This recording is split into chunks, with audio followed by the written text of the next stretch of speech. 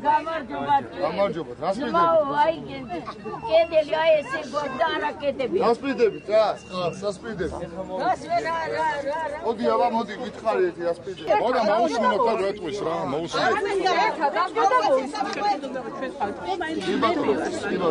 ერთი ქვეყნის შვილები ვართ, არ შეიძლება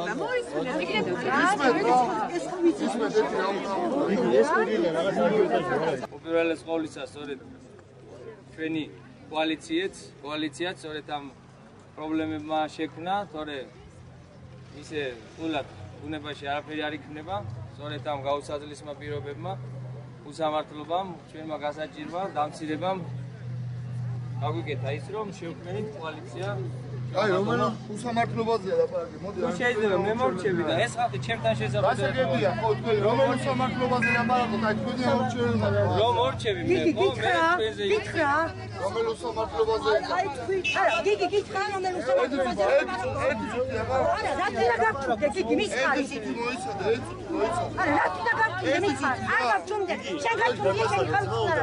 მე არ გავჩუმდები. არ დაგიტმობ არაფერს. ერთი წუთი რა და ერთი წუთი. არ დაგიტმობ. არ დაგიტმობ.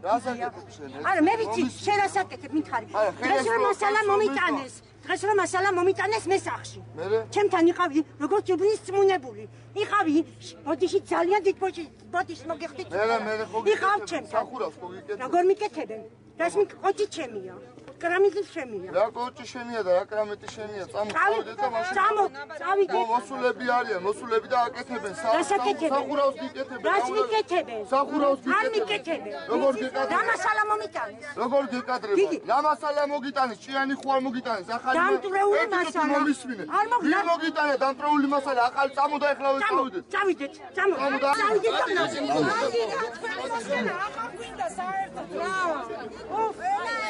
დაწყნარდით ძალიან ხო დაწყნარდით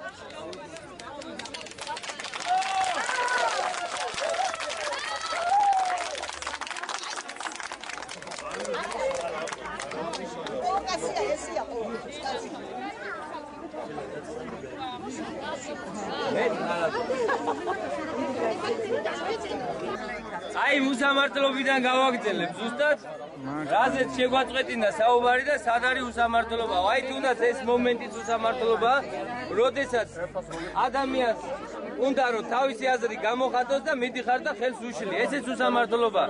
ეს დემოკრატიულ ქვეყანაში ასეთი რამ არ ხდება. ამიტომ შეიქმნა ჩვენი კოალიცია, ამიტომ ჩაუდგა ამ კოალიციას სათავეში ბიძინა ივანიშვილი.